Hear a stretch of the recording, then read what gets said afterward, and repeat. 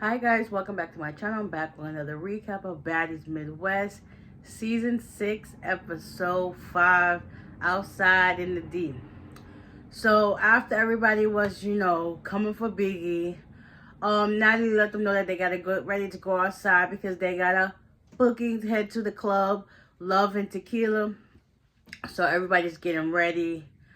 But before that, Natalie had a surprise for them, so they go outside. And it's the tour bus. It's back.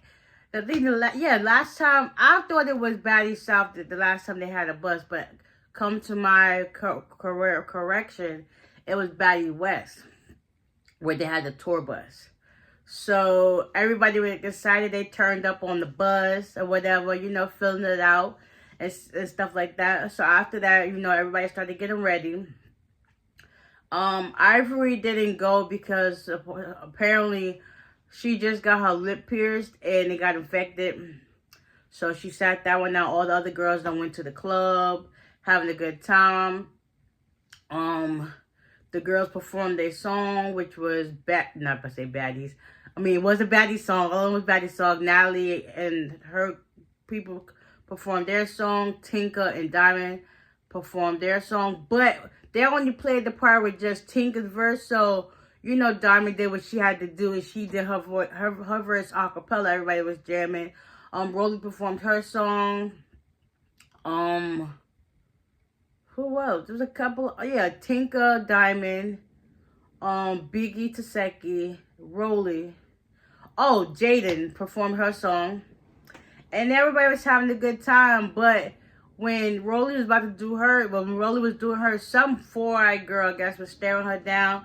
And Rolly done picked up a Red Bull and threw it at her. Then the girl done threw it back. Summer and Scotty was throwing things. And then after that, the club owner was like, listen, we about to shut this down. Because it was okay. Once they started throwing stuff, it was like, it's a wrap.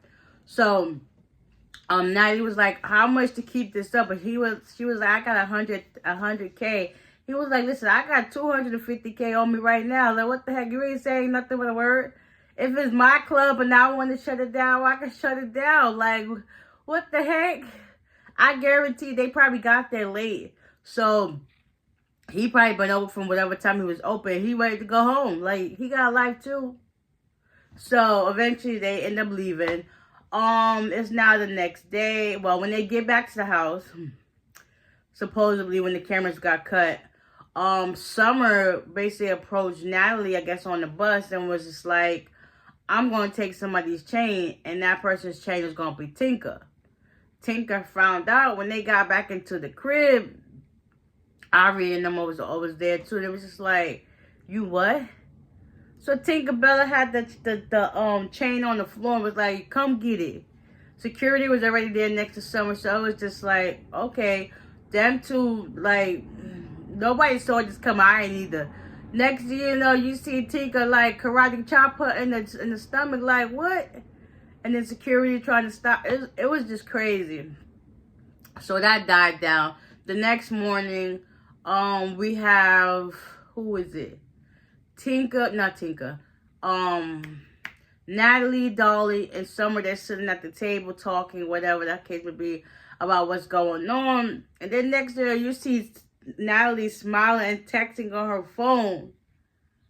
And next thing you know, Tinka come out like, I heard y'all call for me. She was like, I did. Like, Natalie is so messy. Like, but we're here for it all, though. So, Tinka approached her.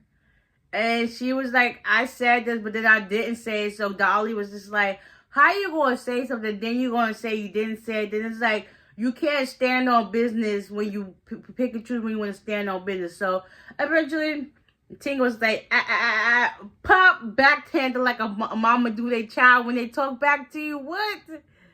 And yeah, they started getting active. And it was just like, yeah, I don't ever want to hear that come out your mouth saying you want to snatch something that belongs to me. I worked hard for this, and I'm going to continue to work hard for it.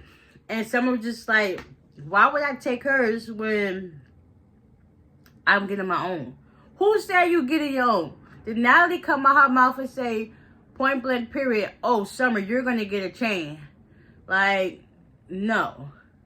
She didn't say nothing like that, because that's actually Natalie's hard work on the chain that she took off her own neck to get the Tinka. So, yeah, now everybody feels some type of way. So, eventually, them two got back and forth at it. Tinka done snatched off her wig. Summer ends up going upstairs, talking about how she's still cute. Everybody's just jealous of her, stuff like that. So she goes, put on a hat. Dolly meets her at the top, and she just talks like, listen, this is what should happen. Then they go back downstairs. They sit at the table, try to talk. And everybody was just like, I like you, but you just don't know how to shut up. Like, she don't. She goes a mile a minute. Like, this girl don't know how to just go, we call it chatterbox. So, eventually, they was able to squash it. Tinka then gave her back her wig. We got Emma and Lex. They're sitting down talking. Next to you know, Jaden comes in. And then Scotty comes in. They basically was talking about the whole situation between Jayla and Lex. And then Emma and Scotty. And then Jaden was like, first of all, I don't even know the girls. Like, when do you take it upon yourself to get a chance to know them? And stuff like that, and it didn't go right. So Emma and Scotty got into it again. Supposedly both wigs got torn off, but Emma's really got messed up. Well, not her head. Scotty still had her still up there. And then Emma was complaining about her finger, and then Scotty was like, "How you complaining about fighting? But how you want to fight, but you complaining about your finger?" And then it was just like, I don't got time for this. Who knows if it's squashed? We don't even know. But anyway, they went their separate ways, and it's just like, whatever at this point. Taseki, Anna, Diamond, and Beaky, they're outside talking, whatever the case may be. They just telling her how she should have studied up for herself and stuff like that. And next, you know, they hear a commotion. Next, you know, Paula, Pretty P, and Jasmine, they come outside, and then Diamond, she was taking the back. She was like, I'm about to move a little bit back. And then they was like, what do y'all talk about? They was just like, well, second was like, well, how Biggie should just stand up for herself more, stuff like that, and how she need to have Anna's back. Next, you know, Biggie said what she had to say. I really felt bad for her, because like, she literally was going through stuff, and it's crazy because I really have not seen her like stop working. So I see how she just keep grinding, because you know, if she any type of distraction, or if she sit down to think, it's just gonna put her in a downward spiral. So she really broke down, talking about how, because her boyfriend died, that like half of her lung, half of her heart is gone. It just feels like she's not in this world, even though she's in this world, and she's just basically existing. She's just showing up so she can get her paper. So at this point, now Anna said in her confession, was like, listen, don't fight for nope, don't stand up for yourself, don't fight for me, don't fight for nope, don't fight for yourself. Just it is what it is. I understand, and everybody apologize, because you know, nobody wants to go through that. And then on the top of it, you still gotta think about other things, and when you really just want to be like in your headspace and just be like decompress and cry, but you can't, because you got to keep moving. You want to get that paper, stuff like that. So they hugged it out. Paula had to make it about herself, talking about how, you know how when people hit you, you got to hit them back. That's what happened to me last night. Like, where is the correlation between those two? That don't even have anything to do. This is something personal. And you talking about something that's physical and outright in public. Like, what the heck? Nobody care about that. And there was that we could fight. Like, listen, Dom was like, first of all, she pulled out her mouth guard out of her pocket, and Anna laughed at her like, why the heck do you have that in your pocket? I guess when you stay ready, you don't have to get ready. So she on whatever. She was like, listen, we got a booking and stuff we got to get to tonight, but tomorrow we gonna handle this. So after that, we got Ivory, Rolly, Jayla, and Akbar. They're standing there talking.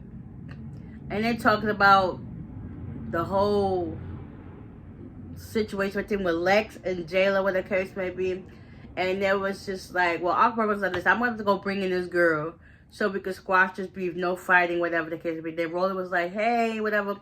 She was like, so how are we going to resolve this? So basically, supposedly, Big Lex and Jayla Husband fighting. Like, what the heck was that? Like, y'all basically going back and forth with each other. Ain't nothing connecting. And it was just like, y'all good. Like, what the heck was that? Wasn't even a fight. But whatever the case may be. We gonna let that be for y'all. Y'all squashed it. Next, you know, Ivory get into it with Lex. And it's just like, what? What in the world? Oh my God, this episode was crazy. Definitely crazy. So next week's episode, it shows some more drama. Lex and Ivory finishing their fight. They go out to wherever they have to go to. They go to Frank Cider Mills. We got Paula and Dolly getting into it. Paula and Diamond getting into it. Taseki and Dolly get into it. It's like a whole bunch of fights going on. But next week, I got y'all. So hopefully you guys enjoyed this recap. And until next time, bye.